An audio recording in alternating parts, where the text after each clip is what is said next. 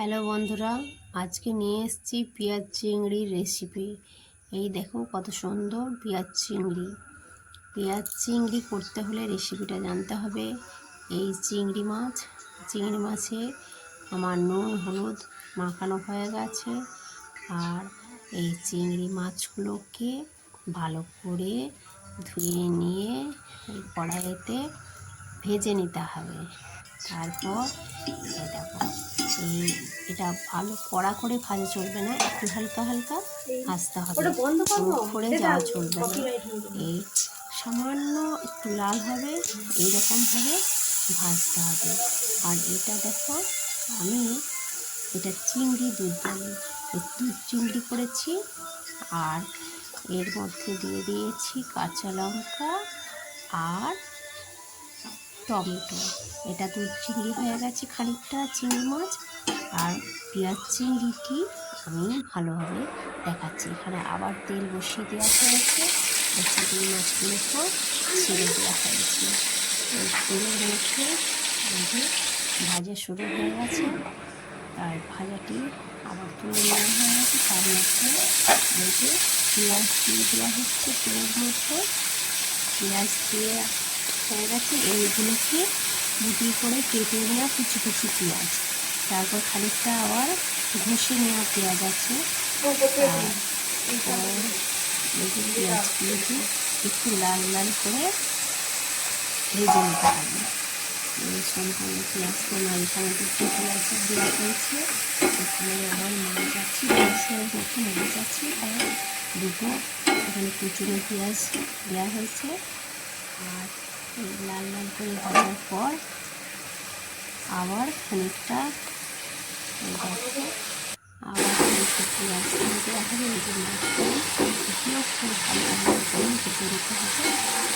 পেঁয়াজটি ভাজার পর এই মাছগুলোকে আবার ভেজে নেওয়া হচ্ছে। দেখো এগুলো কিন্তু খুব করে দেওয়া মাছগুলো। এই দেখো পেঁয়াজ কষানো হয়েছে, এখানে আদা রসুন কষানো আছে। এখানে আরও খানিকগুলি পেঁয়াজ আছে, দুবার করে পেঁয়াজ দিয়ে দেওয়া হবে। দুটি পেঁয়াজ একবার ভাজা করেছি, এখানে খানিকগুলো পেঁয়াজ কুচনো আছে। আবার সেই পেঁয়াজগুলোকে আবার ভাজা হবে। মাছগুলোকে হালকা ভেজে নেওয়া হচ্ছে। ভাজা হয়ে গেছে। তারপর সেই পেঁয়াজ ভাজাটি খানিকটা পেঁয়াজ আগে ভেজে রাখা হয়েছিল, তারপর আবার সেই কষা পেঁয়াজটা দেওয়া হবে। এটা টমেটো কুচিগুলো দিয়ে দেওয়া হলো। তারপর দেখতে থাকো পেঁয়াজ রেসিপি, দারুণ সুস্বাদু খেতে। একবার খেলে বারবার খেতে ইচ্ছে করবে এই পেঁয়াজের রেসিপি। দেখো এটাকে সেই কষে নেওয়া হচ্ছে ভালোভাবে পেঁয়াজ থেকে। তারপরে এই যে চিংড়ি মাছগুলো ভেজে রাখা হয়ে গেছে, চিংড়ি মাছগুলো কত সুন্দর ভাজা হয়ে গেছে। এই পেঁয়াজের সাথে আবার চিংড়ি মাছগুলো মিশিয়ে দেওয়া হবে। এটা একটু নাড়তে হবে। নেওয়ার পর এই যে অনেকগুলো মাছ আরও আছে, সেগুলো আবার রেসিপি হবে। সেগুলো পটল চিংড়ি হবে। এইগুলোতে আবার তেল দেওয়া হয়ে গেছে।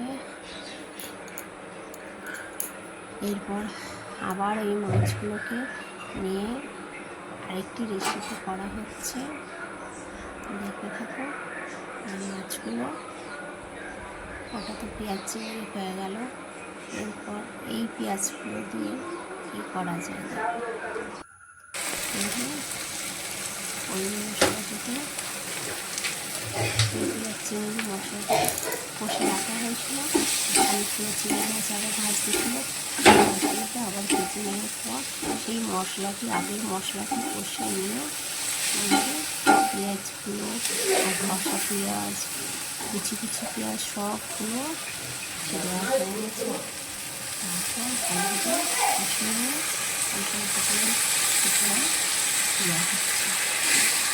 এত সুন্দর হবে, একবার খেলে বারবার ইচ্ছে করবে যে পেঁয়াজ চিংড়ি একবার করে খাবো।